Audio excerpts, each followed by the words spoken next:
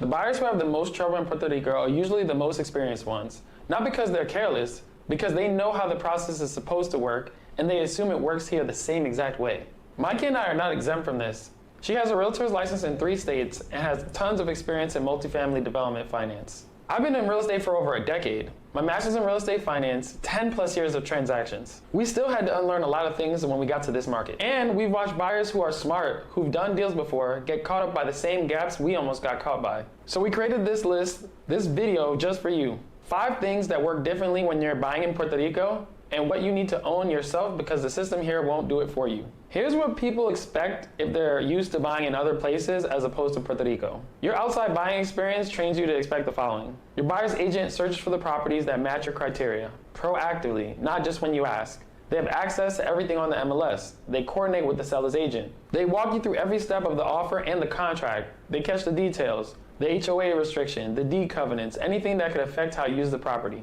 And the reason they do all of that without being explicitly asked is that the system rewards it. The ethical standard is enforced collectively. A buyer's agent who cuts corners loses clients. The accountability is built in. Mikey and I bought our first 2 properties in 2017 and 2019. We'd done deals before, but we were operating in a system that filled in the gaps for us. When we got to Puerto Rico, that system wasn't here. Puerto Rico is a different experience, not because the people are less professional, but because the system doesn't enforce the same defaults. When Mikey and I got here and started working with agents, what we found was that many of the things that we assumed were baseline, proactive search, full market access, formal representation, were not guaranteed. Some agents delivered them, but many didn't. That's the gap, and that's the gap you need to own. Thing number 1, clarify who your realtor is representing and put it in writing. In Puerto Rico, formal representation is not assumed the way that it is in the mainland. It's common for a realtor to work with you, show you properties, answer your questions, build a working relationship without formally establishing whose interests they're serving. The selling agent is representing the seller. That's their client. If you're working with a selling agent on one of their listings, they're not your advocate. They're the seller's advocate.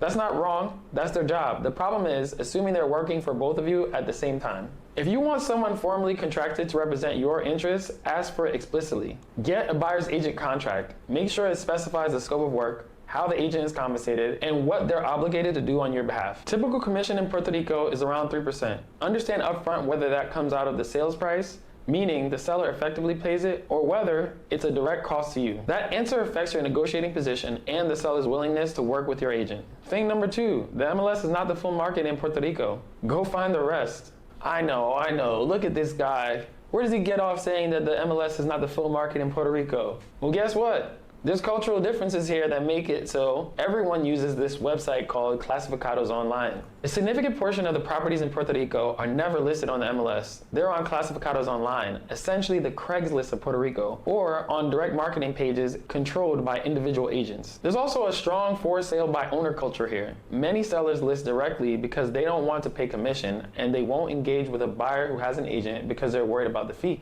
Here's the part that matters for your search strategy. In Puerto Rico, many selling agents don't go broke. They won't split their commission with a buyer's agent. So if you arrive with a buyer's agent, some sellers' agents won't show you their listing at all, or they'll show you it but create friction. This is because they see a buyer's agent as a threat to their full fee. What this means practically, many experienced buyers in Puerto Rico talk to multiple agents simultaneously and search Clasificados online in parallel. Not to cut agents out, to see the full picture. If you're relying exclusively on what one buyer's agent services, you're working with an incomplete data set. Trust but verify means this. Whatever your agent told you they checked, find the document and read it yourself. Not because your agent is dishonest, because in Puerto Rico, you are the last quality control on your own transaction. That's not a criticism of agents here, it's just how the market works. The third thing, read every governing document yourself before you close. If you're buying a condo, a unit in a planned development, or any property with a homeowners or condo association, read the governing documents yourself. The full agreement, not the summary from your agent, the actual document. Go a step further, request it, because it's quite common not to even see the document before closing.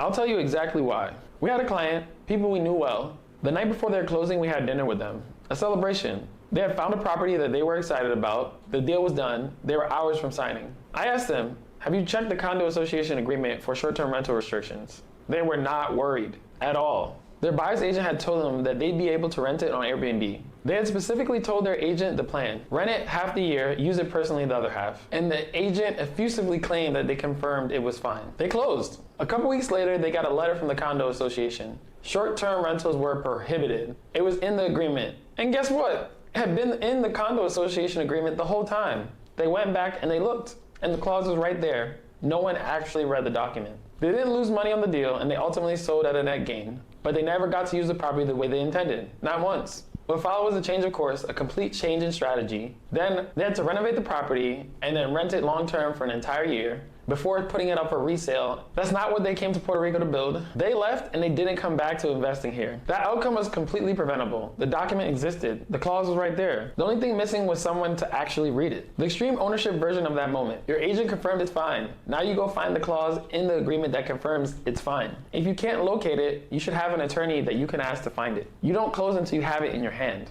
The fourth thing, verbal assurances are not contract terms. Verify everything in writing. If a realtor tells you something verbally, the association allows short-term rentals. The zoning permits what you're planning. The seller will include the appliances. The road is accessible year-round. The trust but verify move is to find the document that says the same thing. Not because the agent is lying, but because verbal confirmations during a transaction are unreliable by nature. Memory is imperfect, interpretations vary. In Puerto Rico specifically, the formalized accountability structure for following through on verbal assurances is less robust than what the mainland system builds in. If what you were told matters to the deal, and it matters if it affects how you can use the property, what it costs to operate, or what you're legally allowed to do, find the written version before you close. Most buyers think about the attorney on closing day.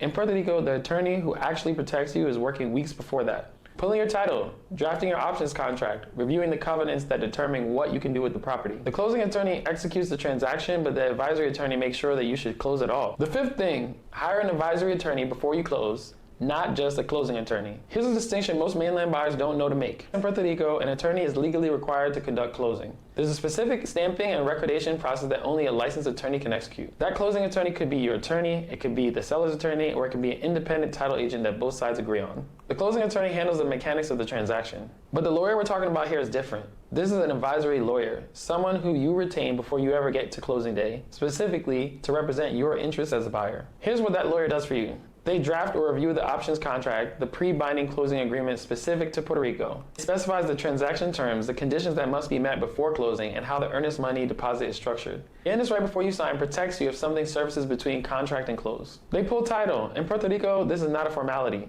The island's inheritance laws create title complexity that doesn't exist at the same scale in most mainland markets. Properties that have moved through families informally, estates that were never formally probated, heirs who have a legal claim and have no idea. Your advisory attorney confirms that the person or entity selling you this property has clear fee simple title to convey. That means no competing claims, no unresolved estate questions, no encumbrances the seller didn't disclose. They also review every binding covenant attached to the property, HOA agreements, condo association rules, deed restrictions, any recorded covenant that governs how you can use what you're buying.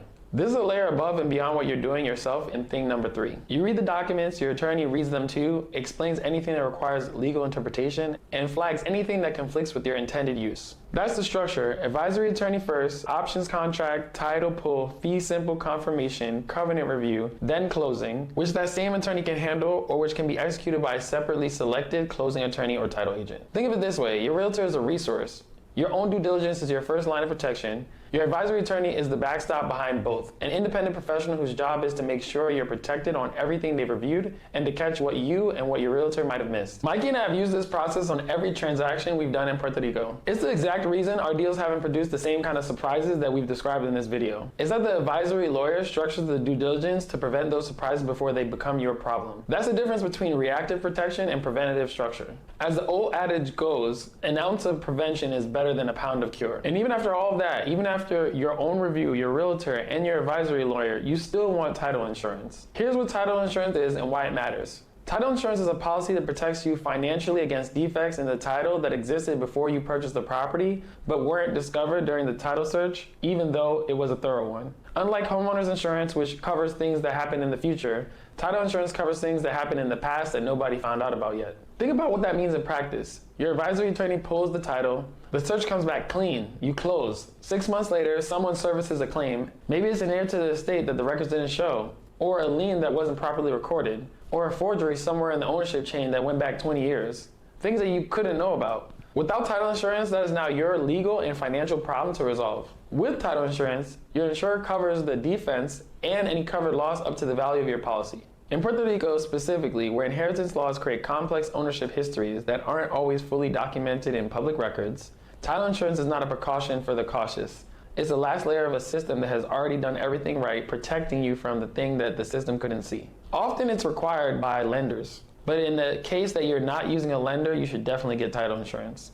Typically, you pay a one-time premium at closing. It covers you for as long as you own the property. For what it protects against, it's one of the most cost-effective things you can do at a transaction. Your realtor, your own review, your advisory attorney, your title insurance, that's the full stack. Here's a belief I want to leave you with. Working with a realtor in Puerto Rico can work well. There are professional, ethical, diligent agents on this island. The way you find one and work with one effectively is to go into it with your eyes wide open, knowing the system's norms, knowing what to ask for explicitly, and knowing what to verify yourself regardless of what you're being told. The buyers who struggle aren't bad investors. They're investors who brought different cultural assumptions into a market that operates on different defaults. Trust but verify is a cyclical framework. It's a respectful one. You're not assuming your agent is dishonest.